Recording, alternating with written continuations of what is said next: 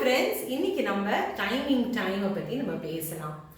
யூஸ்வலாக நீங்கள் பார்த்தீங்க அப்படிங்கிறதுனா யார்கிட்ட கேட்டிங்கனாலும் எனக்கு டைமே இல்லைப்பா, நான் ரொம்ப பிஸியாக இருக்கேன் அப்படிங்கிறது சொல்லுவாங்க. என்னோட ரோல்ஸு ரெஸ்பான்சிபிலிட்டிஸ்லேருந்து கொஞ்சம் ஓய்வு எடுத்து எங்கேயாவது ஓடி போயிடலாமா, என்னால் வெளியே முடிவே இல்லை அப்படிங்கிறதெல்லாம் சொல்லி நீங்கள் கேள்விப்பட்டிருப்பீங்க. ஸோ டைம் அப்படிங்கிறதுனா நம்ம எப்போதுமே கம்ப்ளைண்ட் பண்ணிகிட்டே இருக்கோம் டைமை பற்றி. அதுலேருந்து நம்ம கிரியேட்டர்ஸ் ஆஃப் டைமுக்கு நம்ம மாறுறது தான் டைம்னு அர்த்தம். ஸோ யூஸ்வலாக நீங்கள் பார்த்தீங்க அப்படிங்கிறதுனா நம்ம காலையில் எழுந்த உடனே ஒரு 15 நிமிஷம் நம்ம கடவுள்கிட்ட ஒரு நன்றி சொல்லி நம்ம டேயை ஸ்டார்ட் பண்ணினோம் அப்படிங்கிறதுனா நம்மளுக்கே தெரியாமல் நிறைய நம்மளுக்கு பவர்ஸ் நம்மளுக்கு நம்மளுக்கு கிடைக்கும்.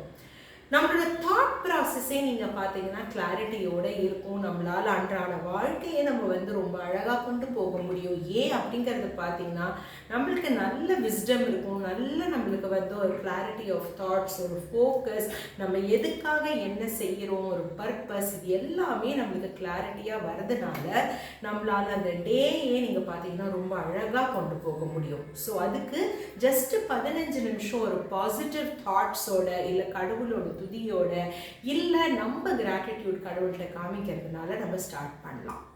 இது நம்ம தொடர்ந்து நம்ம செய்ய போகும்போது நீங்கள் பார்த்தீங்கன்னா அந்த டேவே நீங்கள் பாருங்கள் ரொம்ப சூப்பராக அமையும். அப்படி எவ்ரிடே அமைஞ்சானா நீங்களே சொல்லுங்கள், வாரம் மாதம் எல்லாமே நீங்கள் பார்த்தீங்கன்னா ரொம்ப அழகாக முடியும்.